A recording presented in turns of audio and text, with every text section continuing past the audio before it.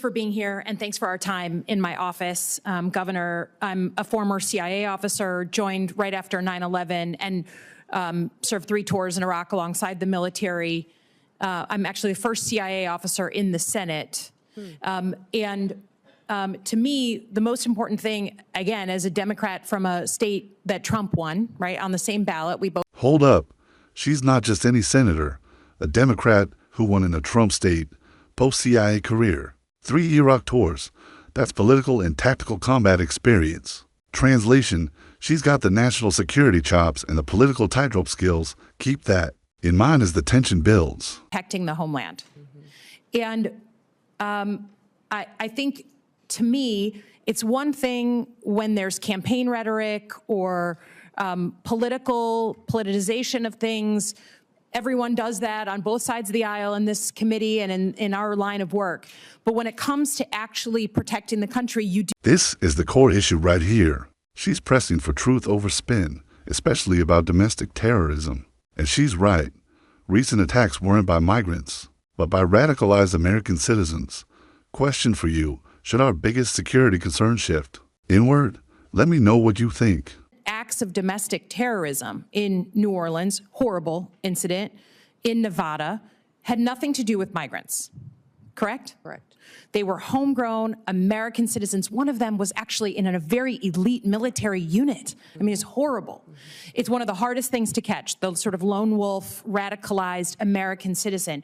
But I want to protect ourselves. Our most recent examples of domestic terrorism were not what we've spent the majority talking about today, crime from a migrant. And I don't dispute there is crime, but I just want to know, and I want to hear from you as an intelligence officer, that you're going to speak about real threats and not blow something up, politicize something, make something more exciting, because that's maybe what the president wants to hear, but your mission to protect and defend the Constitution means calling honestly what the threats are to the country. Can you just give me a yes or no, please? Yes, Senator, I will be as transparent and factual every day with you and the American people as possible based on the information that I have. I don't know if the investigations are closed in New Orleans and in Nevada, but what we know so far and needs to be relayed to the American people needs to be the truth and facts. Yeah, I'd ask that. We've talked a lot about border security. As a CIA officer, I think one of the only people on this committee who's actually worked on protecting the homeland. I'm a Middle East terrorism and militia expert by training, so I believe deeply in it. And every country of the world gets to decide who comes inside its borders. That's not a radical concept.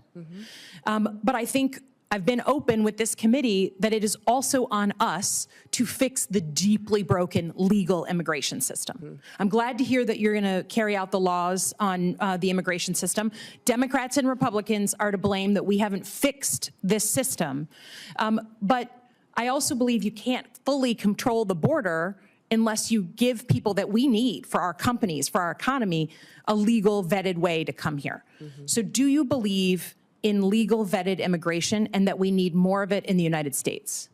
I do believe we need to follow our legal immigration laws and that it needs to be vetted. We need more resources, I believe, in some of the elements of this to ensure. Do you believe that our economy depends and needs some level, just like your family came from Norway and on economic, drive and wanted a better life? Immigration's always been a part of our history and will be a part of our future. We just need to make sure that we're adhering to our nation's laws, which this body has the ability to. I'm with you. Continue to change and to put in place. Again, going back to the fact that you will pledge an oath to the Constitution, not to President Trump, just like every other nominee. President Trump said in November that he is willing to use law enforcement, National Guard, or even active duty military to go after, quote, the threat from within the United States. I don't know exactly what he was talking about.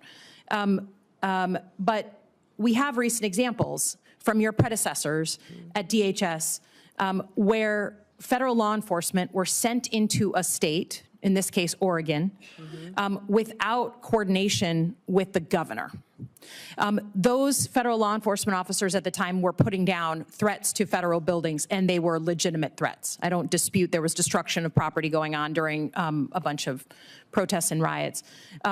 So I don't dispute that. But they weren't wearing insignia. We talked about this. They weren't wearing any markings. So people were arrested by folks in fatigues with no names, no idea who they were. And here's where it gets intense. She's referencing the 2020 Portland protests. Remember those scenes of anonymous federal agents? Legally, it raised big red flags. DHS can act. But bypassing the governor, that's where you start veering into unconstitutional territory. This is a constitutional stress test in real time. Secretary of Homeland Security is to uphold the Constitution and to So you will uphold push the rules back? of this country. Yes, that will be the oath and the pledge that I will be making. And my goal also is to work with you to ensure that we have situations that are always appropriate, that we are well defined on I just who we need to know, are. you're a former governor. You can imagine that if Joe Biden sent in 700 federal law enforcement under Secretary Mayorkas without coordinating with you, I think we can agree you'd be a little upset. So I just ask that you give the same respect for coordination, and that we are very sensitive. People are worried about politicizing of law enforcement and the uniformed military. That's a bad thing. I hope we can agree. Lastly, I will just say, look forward to looking at the northern border, the Gordie Howe Bridge, your help staffing that. We know you aren't, right now, across many administrations, we haven't met our staffing goals at DHS, and that's a problem, so we really want to make sure that opens on time. But I also want your assurances, you received FEMA assistance from Joe Biden's administration, right? You had historic floods, you asked and requested of the administration, and you were given millions of dollars to help with that.